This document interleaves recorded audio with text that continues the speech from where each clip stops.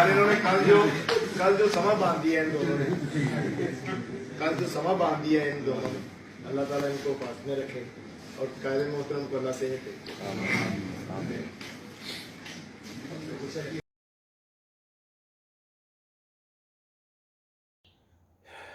جس دن پاکستان عدلیہ نے فیصلہ کیا تھا کہ عمران خان کو واپس حکومت بحال کر کے پھر وہ تو تقریباً ہر آدمی کو پتہ چل گیا تھا کہ یہ ان کے دماغ میں کیا ہے. یہ چاہتے ہیں کہ مطلب یہ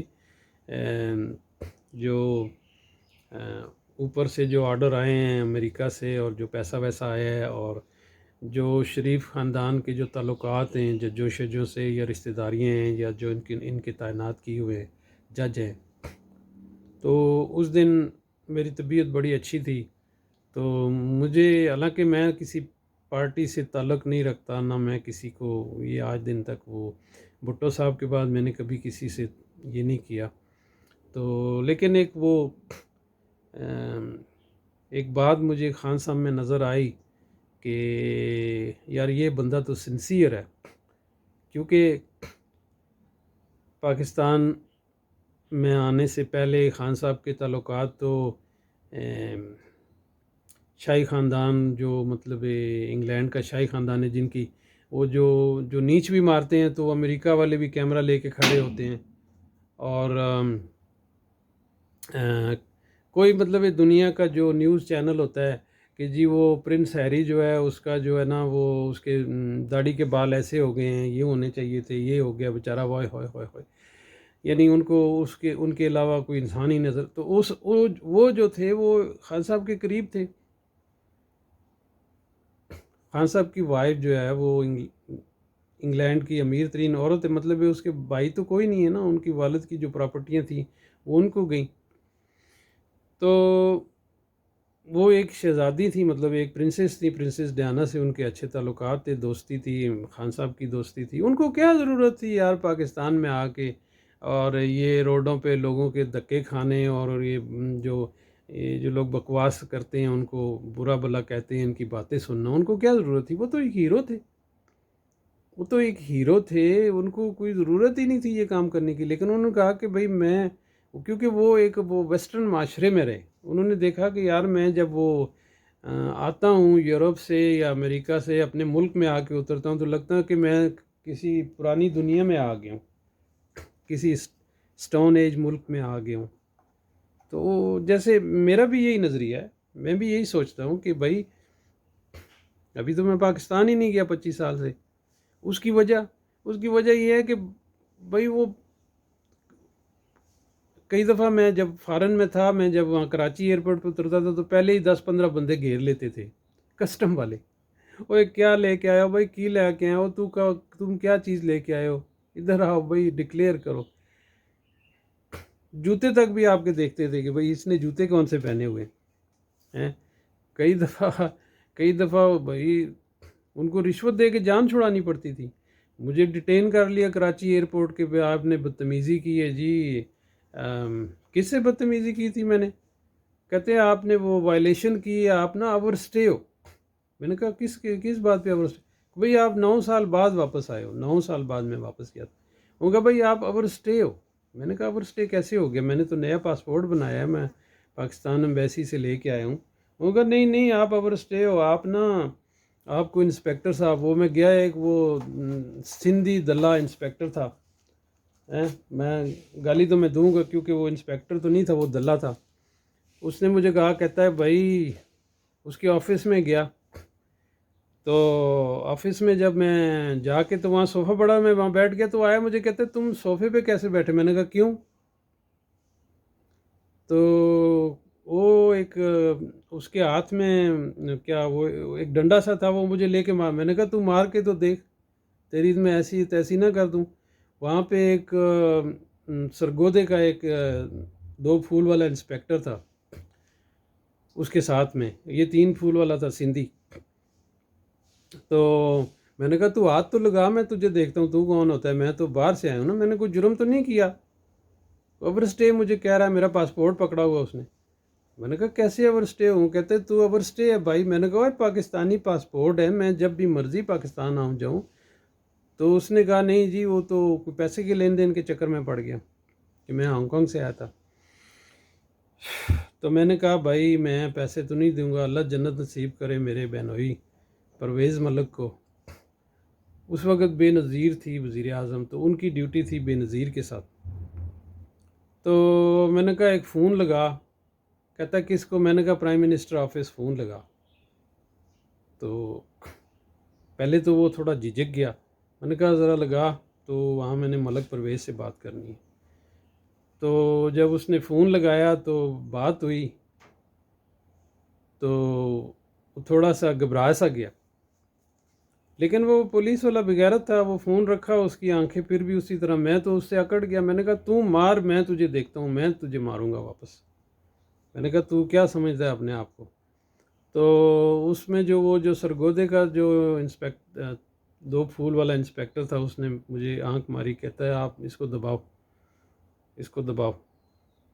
میں نے کہا میرا پاسپورٹ دے ادھر کر، تیری جرت کیسے ہوئی میرے پاسپورٹ کو تو نے رکھا ہوا ہے؟ میری آگے کی فلائٹ نکل گئی تو میں تجھے دیکھوں گا، اور میری والدہ فوت ہوئی تھی، میں اس کی فوتگی پہ جا رہا تھا۔ تو میں نے اس کو رشوت تو نہیں دی، میں وہاں سے چلا گیا۔ تو اس نے دوسرے انسپیکٹر نے، وہ میرے پیچھے پیچھے آیا، اس نے کہا، میں نے کہا کہتا یار میں سرگودے کا ہوں، وہاں میرے بھائی ہوتے ہیں ہانگ کانگ میں۔ میں نے کہا کون؟ کہتا ہے وہ طارق پوری صاحب جو کونسل جنرل ہے۔ میں نے کہا وہ، میں نے اس کو تصویریں دکھائیں طارق پوری صاحب کے ساتھ۔ تو میں نے کہا یار یہ، کہتا ہاں یہ تو میرے بھائی طارق پوری ہیں، یہ تو وہ کمشنر تھے وہ وہاں کے، اور یہ جج تھے ادھر، اور یہ تھے۔ میں نے کہا ان سے تو میرے بڑے اچھے تعلقات ہیں، میرا وہاں ریسٹورنٹ ہے، میرے پاس آتے جاتے رہتے ہیں۔ تو یہ نہیں، میں اکڑ گیا اس کے ساتھ، میرے تعلقات تھے، میں نکل گیا۔ اگر نہ ہوتا تو وہ مجھ سے پیسے 5-10 ہزار روپیہ لے لیتا، اور میری والدہ فوت ہوئی تھی۔ پھر آگے گئے جی، پی آئی اے والے کہتے ہیں جی وہ آپ نا 1:30 بجے کی فلائٹ میں جائیں۔ میں نے صبح 9 بجے کی فلائٹ میری تھی۔ میں نے کہا کیسے؟ کہتے ہیں جی وہ ابھی سیٹ۔ میں نے کہا بھائی میں سیٹیں ہانگ کانگ سے لے کے آ رہا ہوں، ہاں زیادہ مجھے نا یہ مت بتاؤ۔ تو ان سے جھگڑا ہوا، میں نے پھر زبردستی ان سے، جب میں نے ان کو بھی دھمکی شمکی دی اور میں لڑنے پہ آ گیا، تو پھر انہوں نے مجھے سیٹ دے دی۔ یعنی کہ پی آئی اے والے بھی رشوت لینے کے چکر میں، وہ ایک ایئر لائن ہے، پی آئی اے ایک ایئر لائن ہے۔ اس وقت یہ سوشل میڈیا نہیں تھا، یہ چیزیں نہیں تھیں، رپورٹ نہیں ہوئیں، یہ میرے دماغ میں ایک بات تھی بہت عرصے سے۔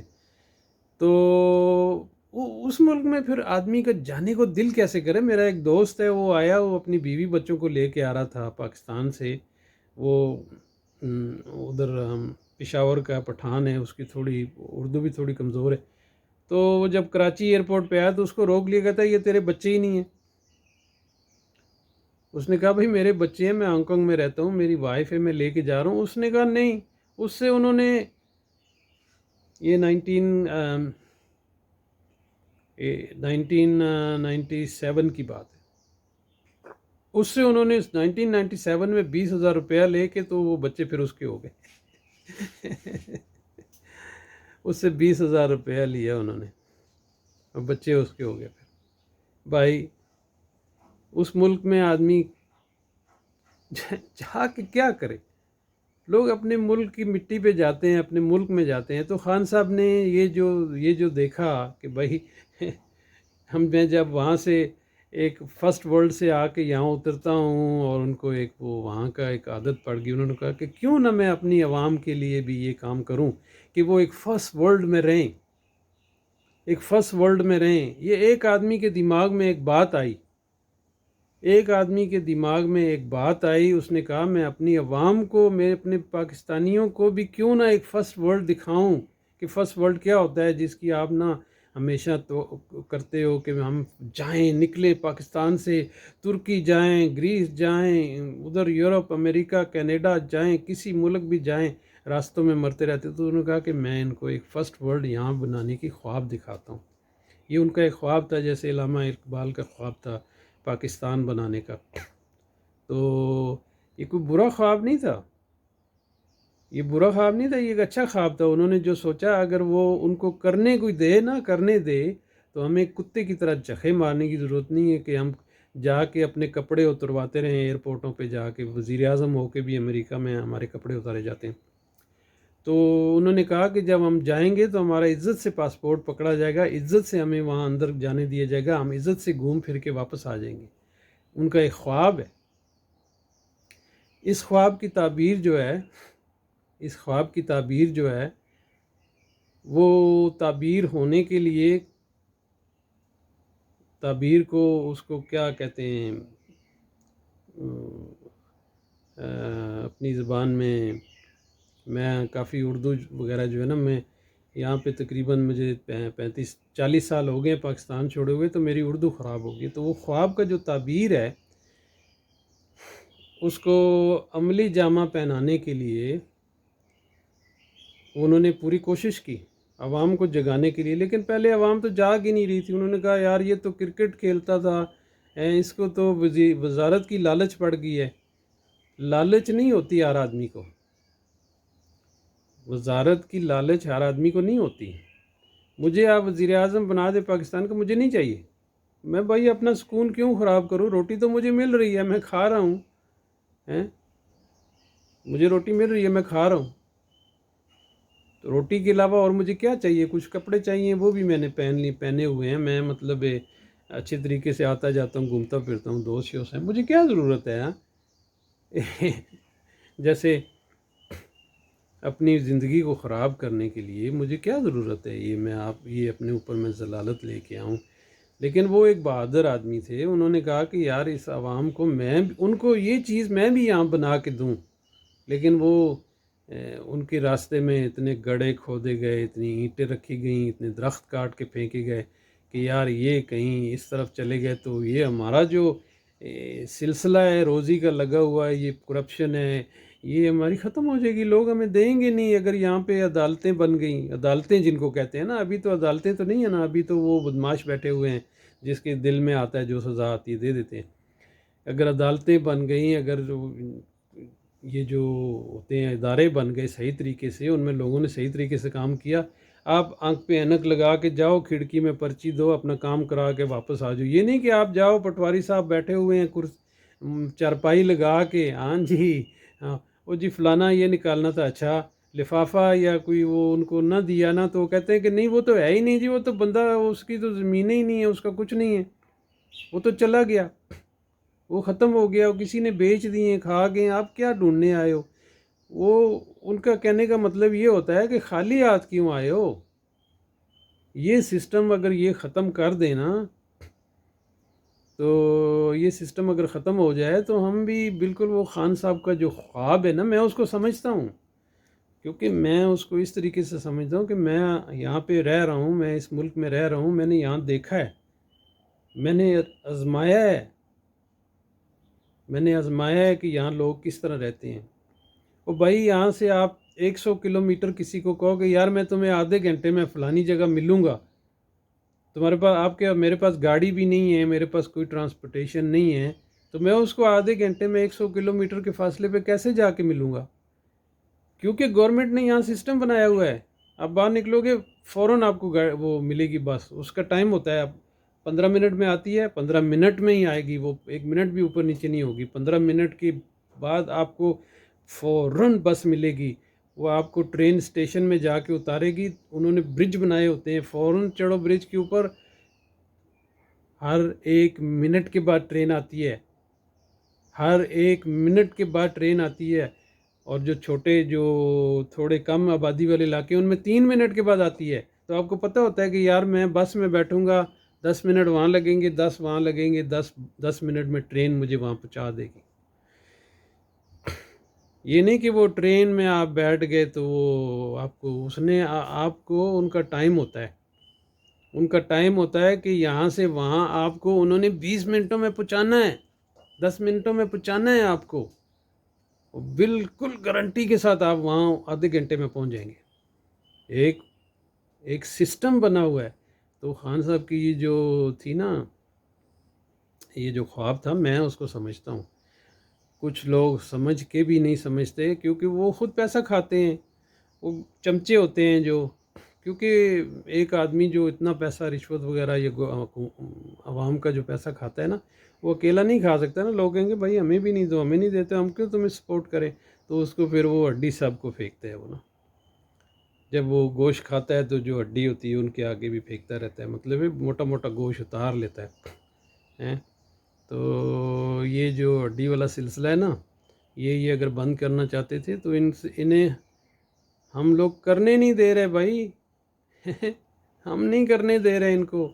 ہم کہتے ہیں ہم نے وہاں امریکہ جانا ہے، وہاں گورے گورے لوگ دیکھنے ہیں، ہم نے وہاں تھوڑے وہ ڈسکو وسکو کرنے ہیں، تھوڑی شرابیں پینی ہیں.